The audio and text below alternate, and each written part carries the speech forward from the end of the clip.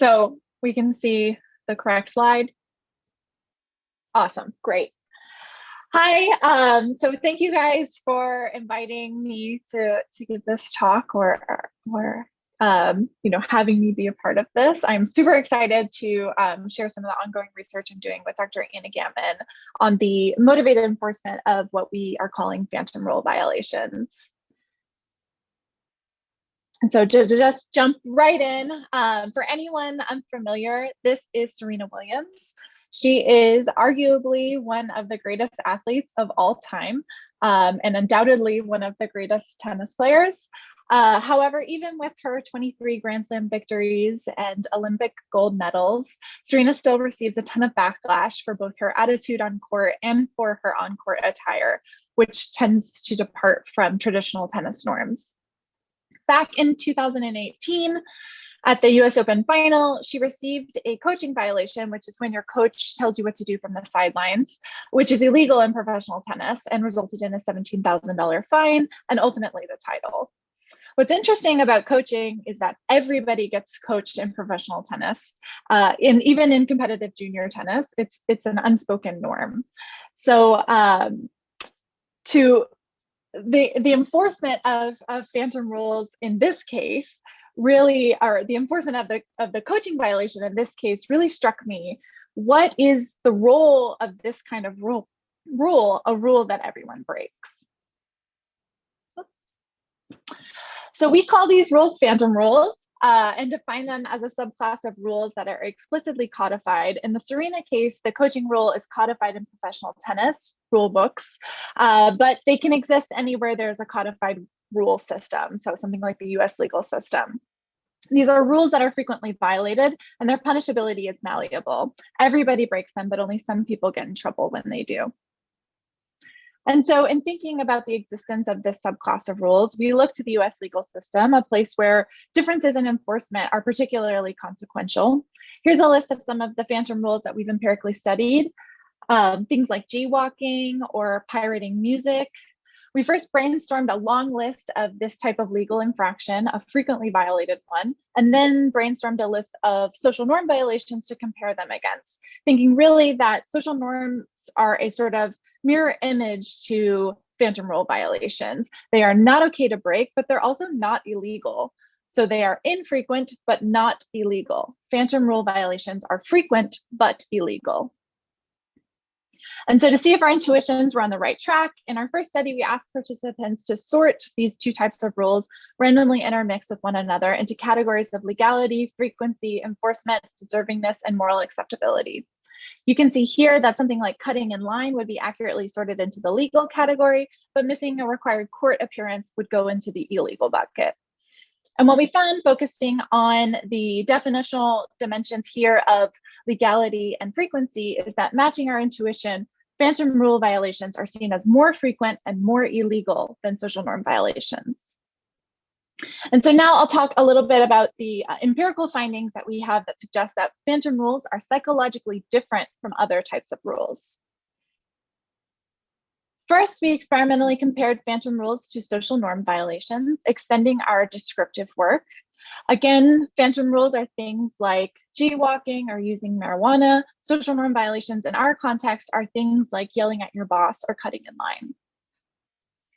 So we first asked, is it really wrong to break a phantom rule? Looking at phantom rule violations compared to social norm violations, the answer seems to be no. Here on the x-axis, I have rule type, and on the y-axis is moral acceptability. We find significant differences between these two. Phantom rule violations like jaywalking or pirating music are more morally acceptable compared to social norm violations like talking during a movie or cutting in line. Next, we asked, are phantom rules legitimate to enforce? And again, rule type is on the x-axis, legitimacy of legal punishment is on the y-axis.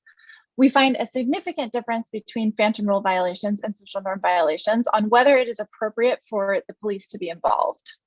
And already we're seeing a sort of contradictory pattern of results pop out. Typically, when we think about the law and morality, we assume that they're pretty tightly connected. But phantom rule violations are a special case that highlight places where our intuitions about what is illegal and what is morally acceptable diverge. Phantom rules are not just weaker rules.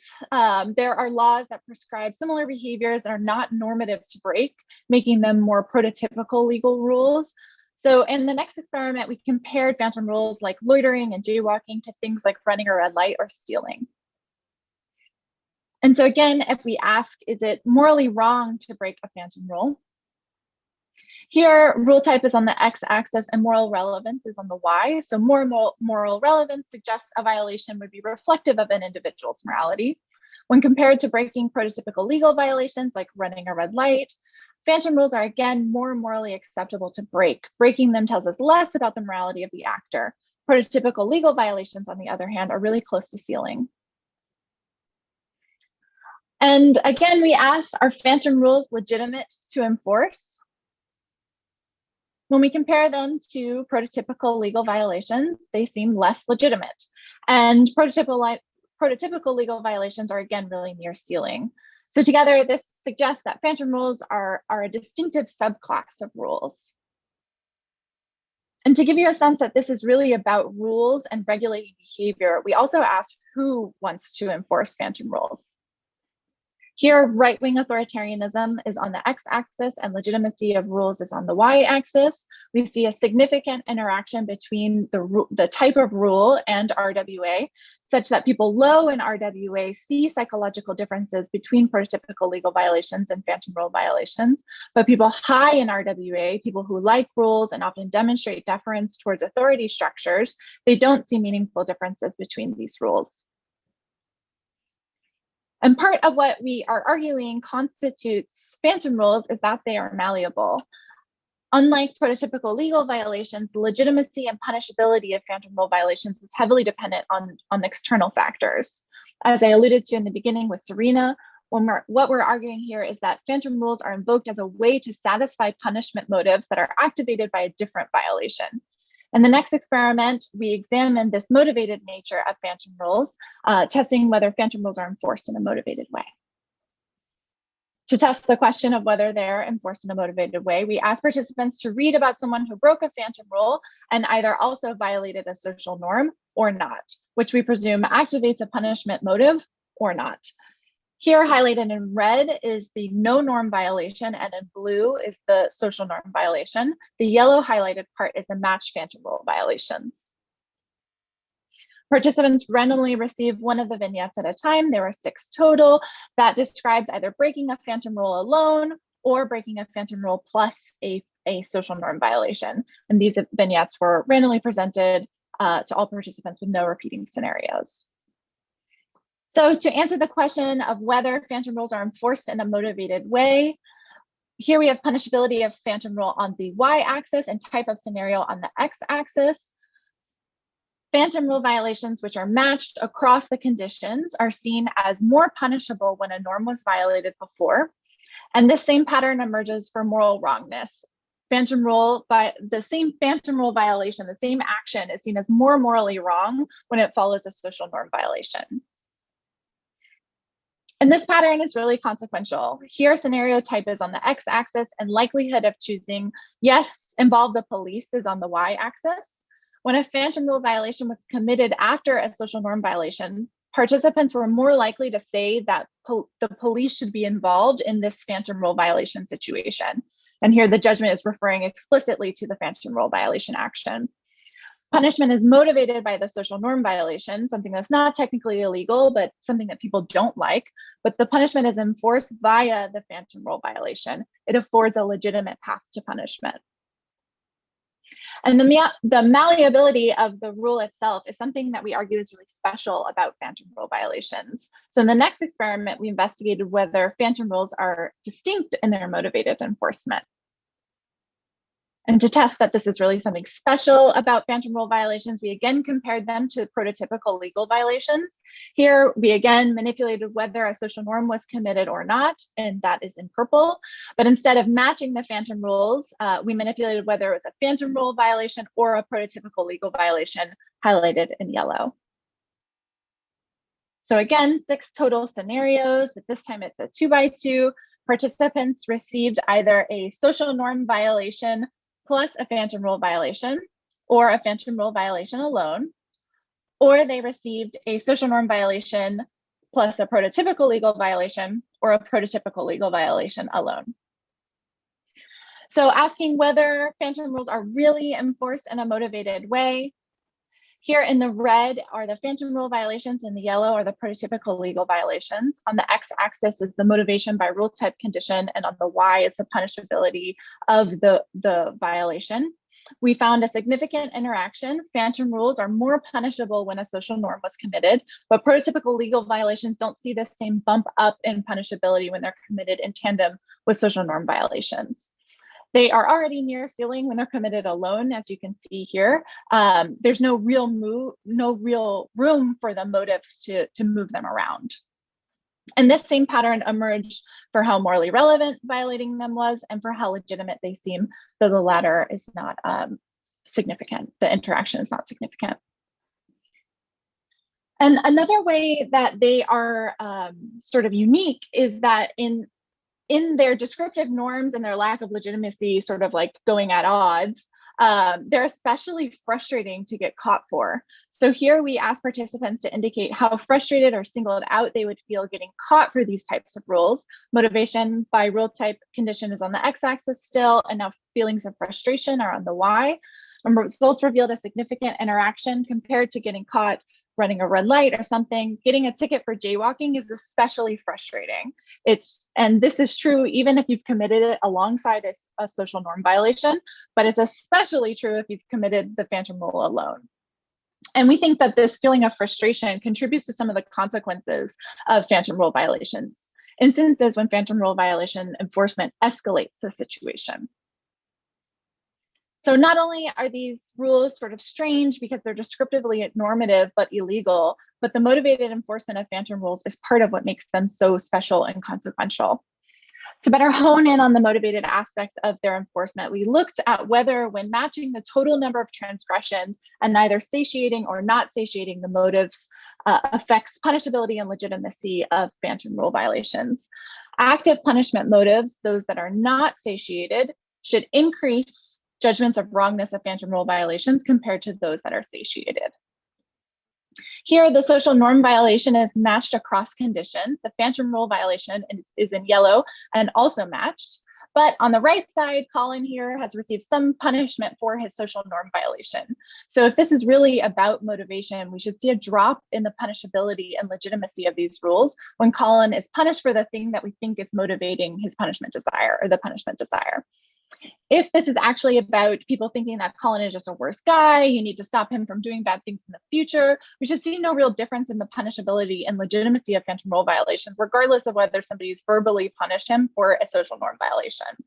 So to put that in other words, when satiating the punishment motivation that was activated by Colin here, if the active punishment motive is the reason that people think phantom rules are legitimate to enforce, we should see that effect go away when we satiate the punishment motivation.